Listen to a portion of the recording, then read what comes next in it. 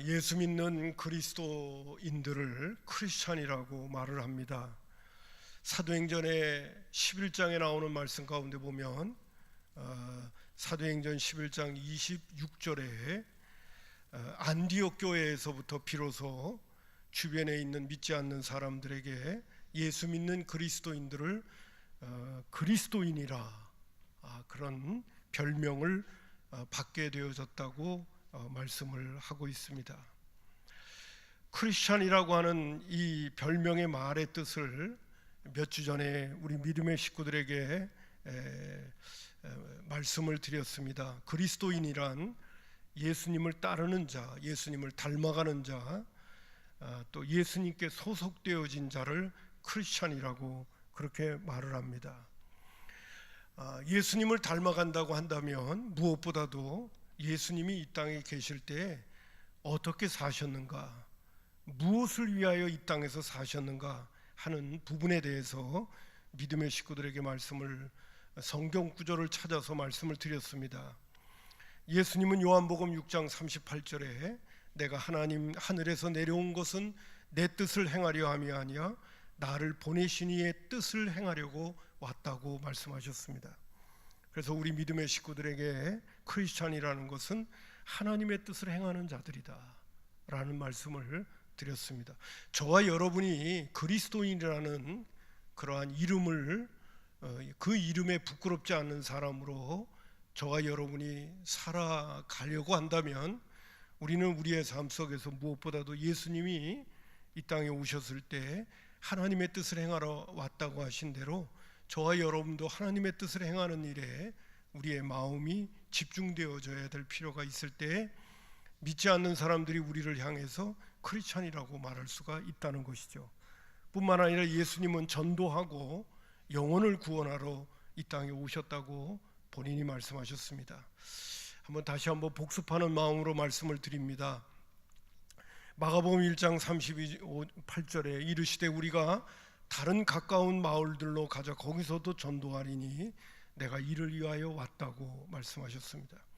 누가복음 5장 32절에는 내가 의인을 부르러 온 것이 아니라 죄인을 불러 회개시키러 왔다고 하셨고, 누가복음 19장 10절에는 인자가 온 것은 잃어버린 자를 찾아 구원하려고 왔다고 예수님 말씀하셨습니다.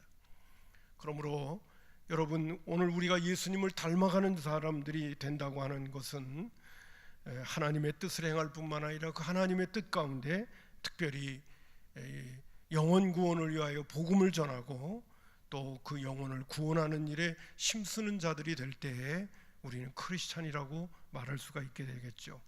좀 더 나아가서 마가복음 10장 45절에 나오는 말씀은 예수님은 인자가 온 것은 섬김을 받으려 온 것이 아니라 도리어 섬기려 하고 자기 목숨을 많은 사람의 대선물로 주려고 왔다고 말씀하셨습니다. 예수님이 이 땅에 오신 것은 이웃을 섬기러 오려고 오셨지 섬김을 받으러 오신 것이 아님을 분명하게 말씀하셨습니다. 그러므로 저와 여러분도 예수님의 뒤를 따르고 예수님을 닮아간다면 내 이웃을 섬기는 일에도 우리의 마음을 쏟으면서 살아갈 때에 저와 여러분을 가리켜서 그리스도인이라고 말할 수가 있게 된다는 것이죠.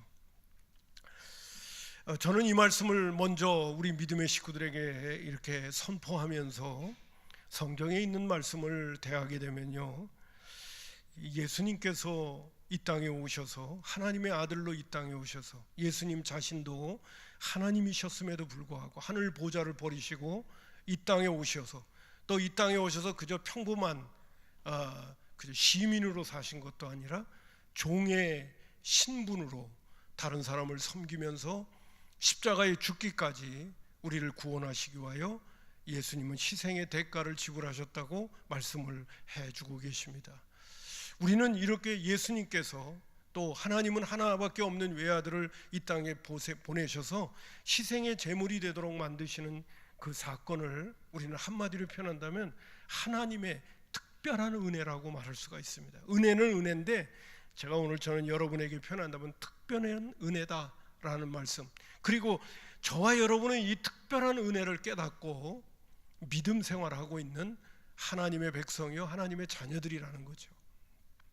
자, 그렇다고 한다면 여러분, 하나님의 특별한 은혜를 입었고 하나님의 특별한 은혜에 대해서 눈떴고 구원받았고 영원한 하늘나라를 소망 가운데 바라보며 오늘을 살아가는 저와 여러분이라고 한다면, 여러분, 예수를 믿는다고 하는 그 모습이 예수님 때문에, 또 능력 많으신 하나님 때문에 내가 이 땅에서 잘 먹고 잘 살고 편안하게 사는 것 정도로 하나님의 은혜를 구하고 하나님의 능력을 구하고 하나님의 역사를 찾는 그런 신앙인으로 산다고 한다면 믿지 않는 사람하고 다를 바가 무엇이 있겠습니까?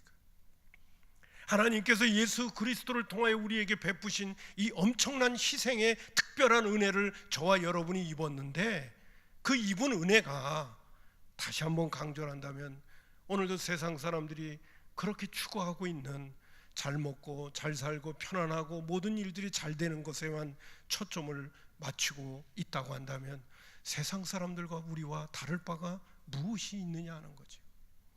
또 하나님께서, 또 예수님께서 그 엄청난 희생의 대가를 지불하시면서 이 땅에 오셔서 희생제물이 되신 것이 우리가 이 땅에 살면서 잘 먹고 잘 살고 편안하고 문제 해결받는 것에만 목표를 두고 있다고 한다면 주님이, 또 하나님이 얼마나 속상해 하시겠습니까? 최소한 하나님께서 하나밖에 없는 외아들을 우리를 위해서 이 땅에 보내시고 희생의 제물이 되게 하시고 엄청난 대가를 지불하시면서 특별한 은혜를 우리에게 주셨고 우리 모두가 그 특별한 은혜를 입었다면 최소한 오늘도 세상 사람들이 추구하고 있는 그 축복의 한계를 우리는 뛰어넘어야 한다는 사실이죠. 그게 바로 크리스찬의 삶이라는 것입니다. 오늘 예수님을 닮아가야 하는 이유가 여기에 있고 예수님의 뒤를 따라야 하는 이유가 여기에 있고, 우리가 주님을 바라보면서 좀 더 우리가 육신을 입고 이 땅에 사는 날 동안에 하나님의 영광을 위하여 살아가야 하는 그러한 이유가 바로 여기에 있다는 사실입니다. 그러기에 바울 사도는 고린도전서 11장 1절에 이런 말로 믿음의 식구들에게 권면을 했습니다. 내가 그리스도를 본받는 자 된 것 같이 너희는 나를 본받는 자가 되라. 사실 안디옥 교회에서 바울과 바나바가 안디옥 교회 교인들을 가르치게 될 때 비로소 그때 믿지 않는 사람들에게 안디옥 교회 교인들이 그리스도인이라는 별명을 듣게 되어졌다고 그랬어요. 왜 그럴 수 있었느냐? 바울과 바나바가 안디옥 교회 교인들에게 부지런히 가르쳤던 것이 뭐냐면 예수님을 본받아라. 그리고 나도 예수님 본받고 있는 것처럼 너희들도 나를 본받으라고 가르쳤기 때문에 그런 것입니다. 여러분, 오늘 우리가 예수님을 본받는다, 또 바울 사도가 예수님을 본받는 것처럼 나를 본받으라고 하는 그 본받음의 삶을 우리가 힘있게 살아가게 될 때 우리는 구원받은 하나님의 자녀로서 하나님께 은혜를 보답하는 자가 될 수가 있고요, 오늘 세상적인 말로 표현한다면 진정한 인생의 성공자가 되는 것입니다. 우리의 성공의 가치관은 세상 사람들이 추구하는 그 가치의 수준에 머무르면 안 되는 것입니다. 왜? 우리는 특별한 은혜를 받은 사람들이기 때문에 그렇습니다. 우리는 특별한 축복을 받은 사람이고 특별한 축복에 눈뜬 사람들이기 때문에 그렇습니다. 오늘 같은 해피데이 전도 축제를 하는 그 선포식이 있는 이런 날 말씀을 전한다는 게 쉬운 일이 아닙니다. 그러나 오늘 저는 여러분에게 다시 한번 말씀을 드립니다. 예수 믿는 그리스도인들은 오늘도 세상 사람들이 추구하고 있는 그 수준에서 머무르면 우리는 주님 앞에 서는 그날 책망받습니다. 우리의 신앙생활은 하나님의 은혜를 입었고 예수님의 그 사랑을 내가 덧입었다면 우리는 주님을 따라야 됩니다. 그리고 주님이 살아가셨던 그 삶이 저와 여러분의 삶의 목표와 방향이 되어줘야 됩니다. 내 마음에 안 들어도, 나에게는 힘들고 어려워도 우리는 오늘 우리 주님께서 육신을 입고 이 땅에 오셔서 살았던 그 삶의 목표와 방향이 저와 여러분의 삶의 목표와 방향이 되어야 되고, 그렇게 살게 해달라고 우리가 기도해야 되고, 그런 마음이 내 안에 부족할수록 하나님 나로 하여금 은혜를 주셔서 오늘 예수님이 살아갔던 그 삶을 내가 오늘도 살아낼 수 있는 은혜의 사람이 되게 해달라고 하나님 앞에 몸부림치며 기도하면서 우리의 영성이 오늘도 세상 사람들이 추구하고 있는 그러한 수준을 뛰어넘는 은혜의 사람으로 우리의 심령이 바뀌어 있어야 된다.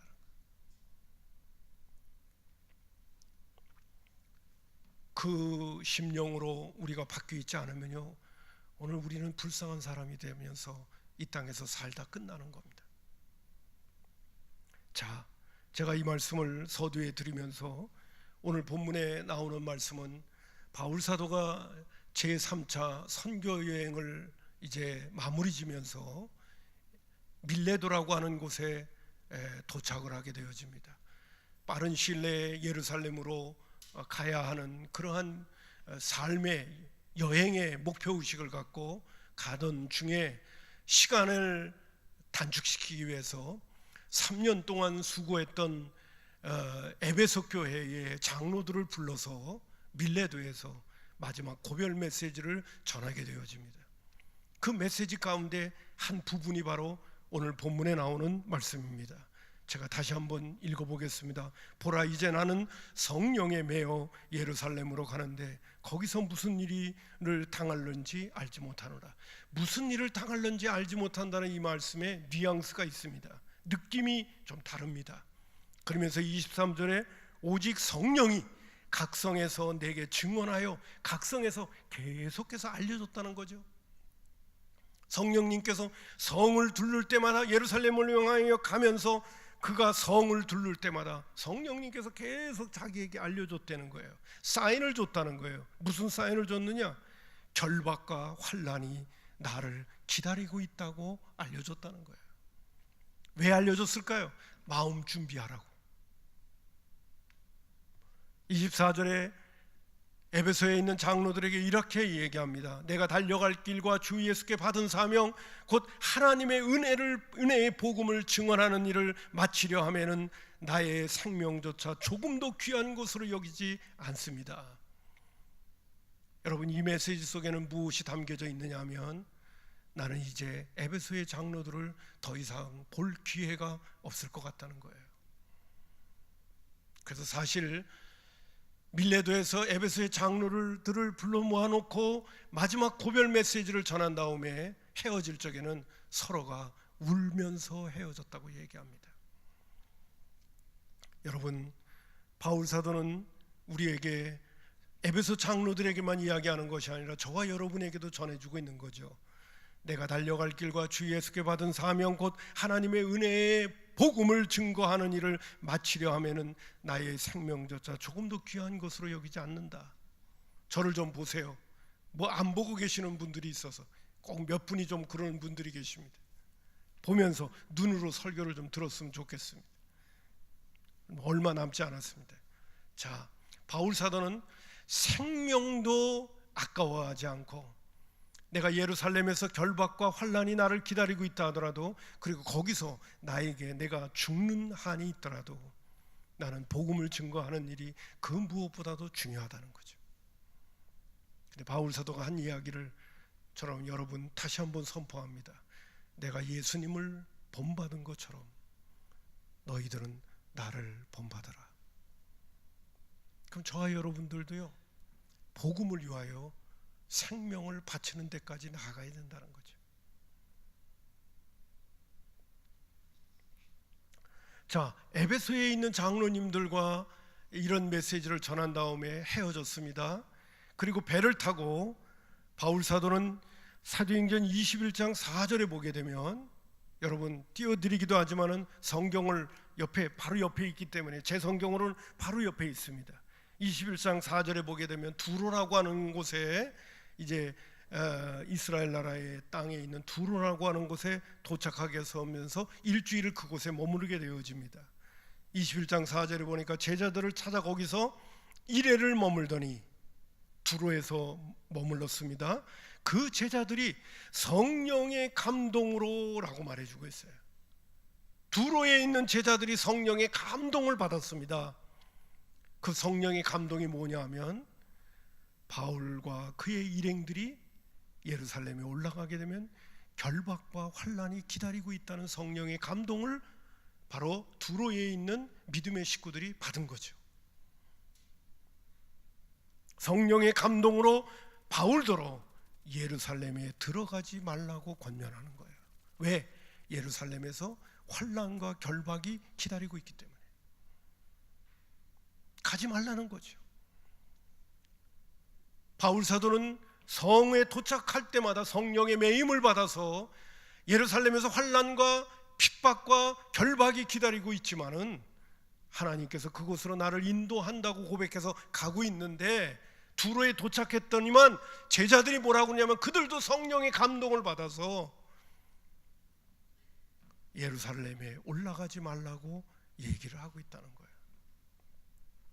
뿐만 아니라 여러분 조금 더 내려가게 되면 10절 11절에 있는 말씀 가운데 보면 바울 사도가 두로에 있는 제자들과 작별을 하고 그들의 말을 듣지 아니하고 예루살렘으로 올라가기 위하여 먼저는 가이사라라고 하는 곳에 들르게 되어집니다.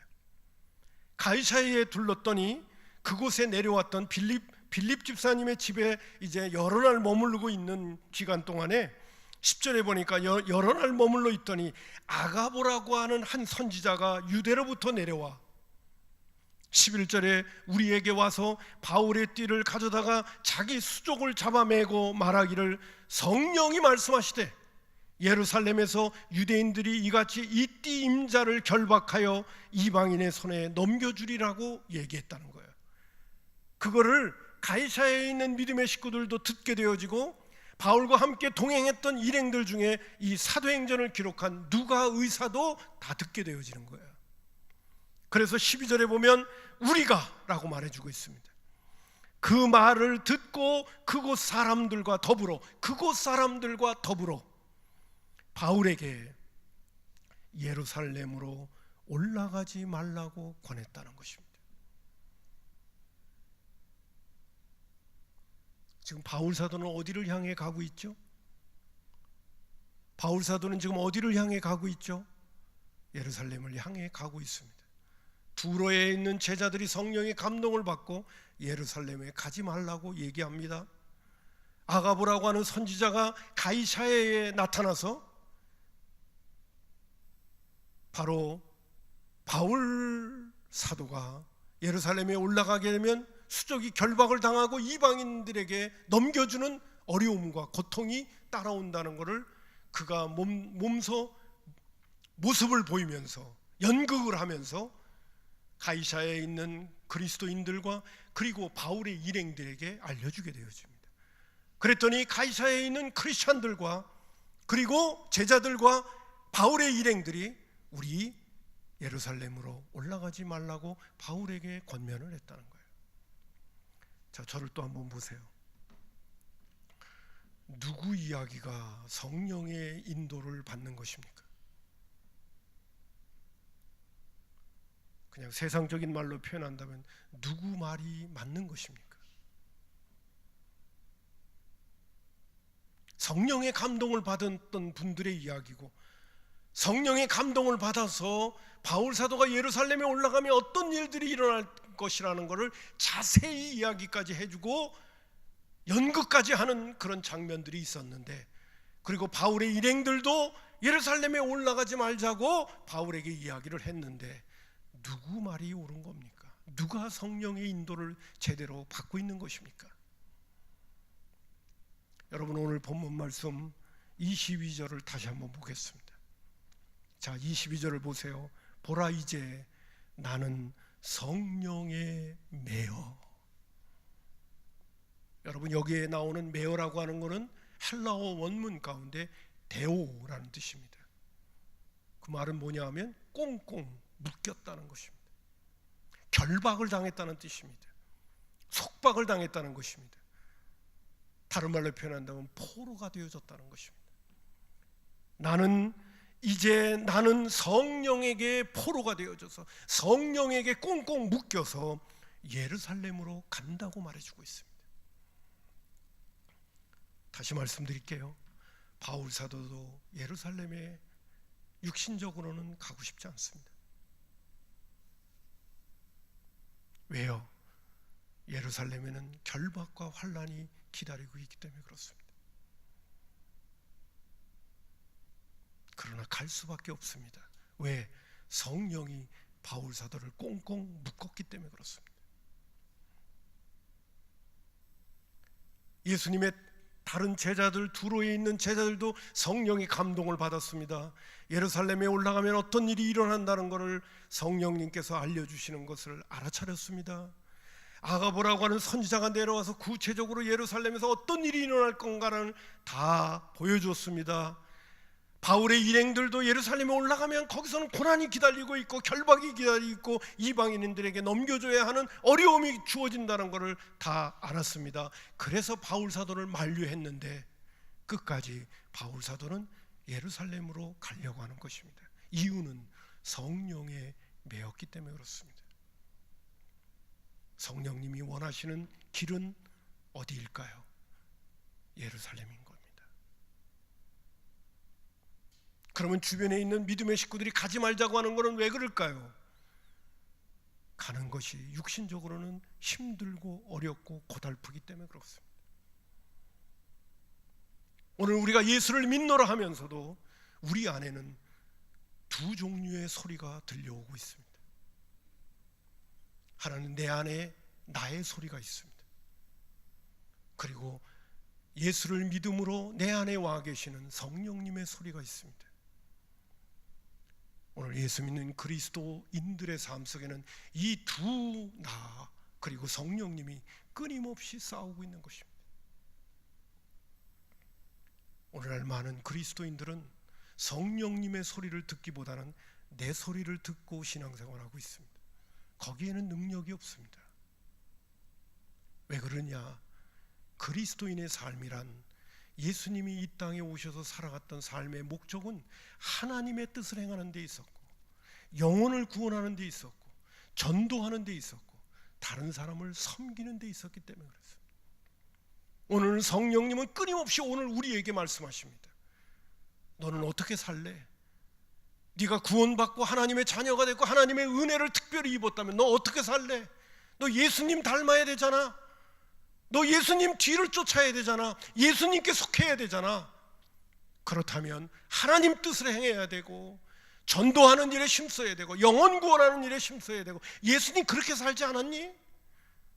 그리고 다른 사람을 섬기기 위하여 예수님 그렇게 모범을 보이지 않았니? 바울 사도도 그렇게 살지 않았니?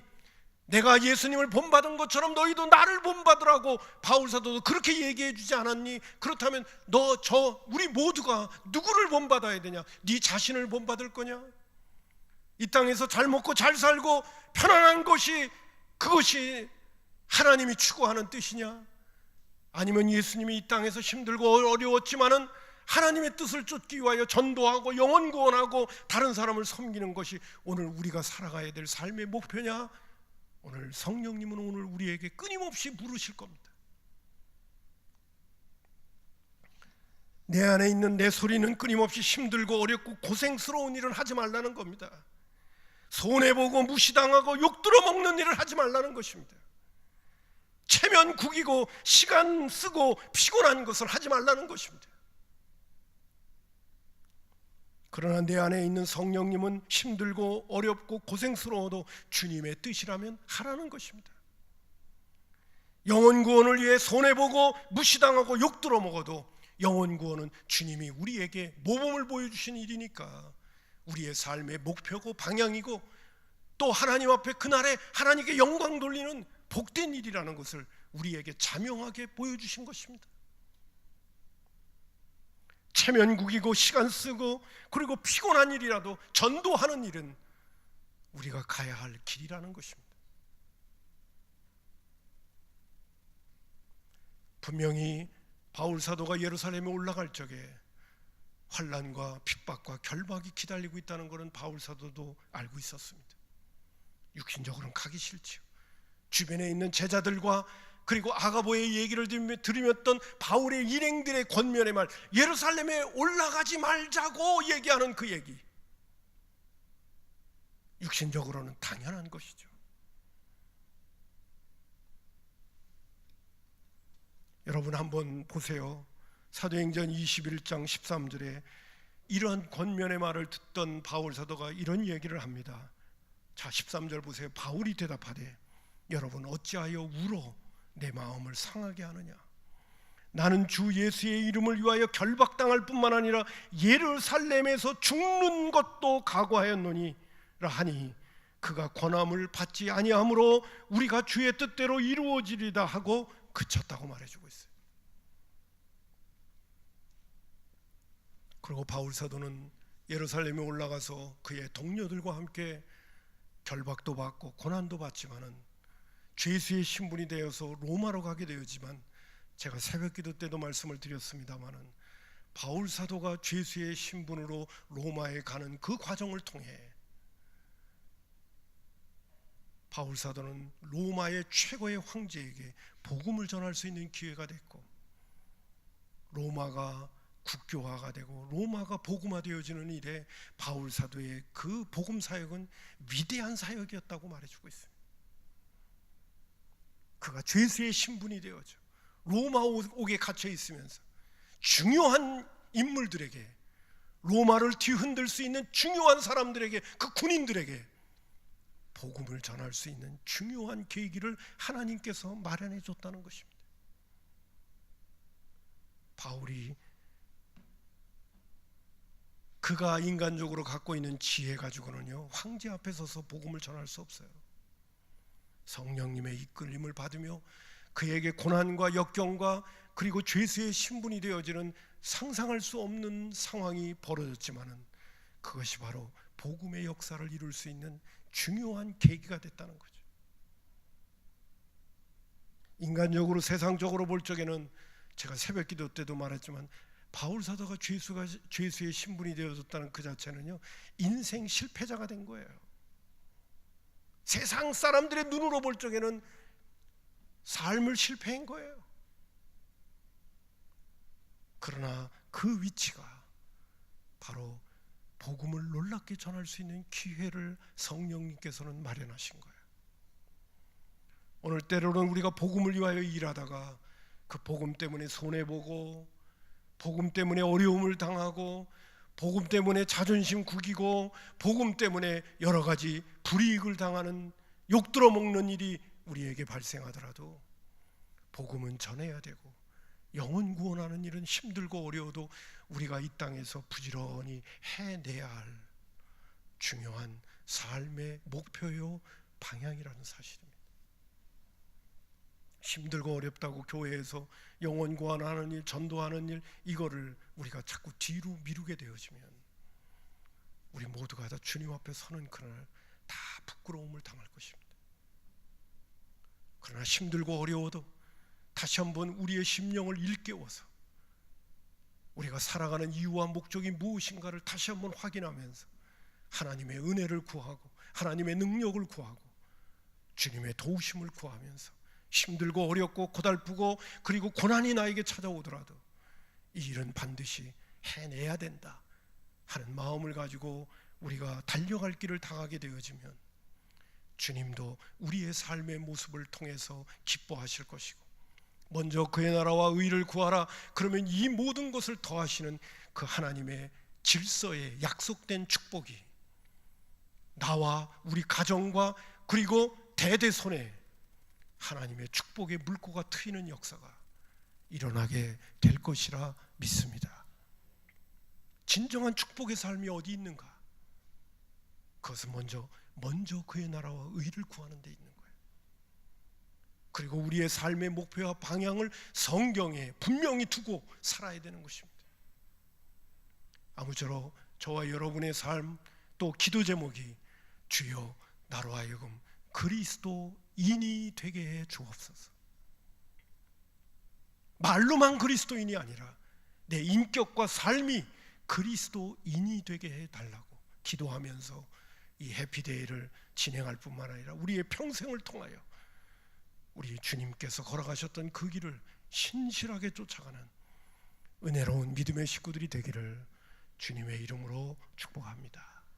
기도하겠습니다. 고마우신 아버지 하나님, 오늘 전도 아버지 하나님 해피데이 전도 축제 선포식을 하며 오늘 우리가 마땅히 어떤 그리스도인으로 살아가야 할지 다시 한번 믿음의 식구들과 나누었습니다. 내가 달려갈 길을 다가고 또 아버지 하나님이여 나에게 맡겨진 사명 곧 하나님의 은혜의 복음을 증거하는 일을 위해서는 나의 생명을 조금도 귀한 것으로 여기지 않는다고 고백했던 바울 사도의 고백, 그리고 나를 본받으라고 하신 바울 사도의 부탁, 오늘 우리도 실천에 옮기며 살게 하여 주옵소서. 예수님의 이름으로 축복하며 기도하옵나이다. 아멘.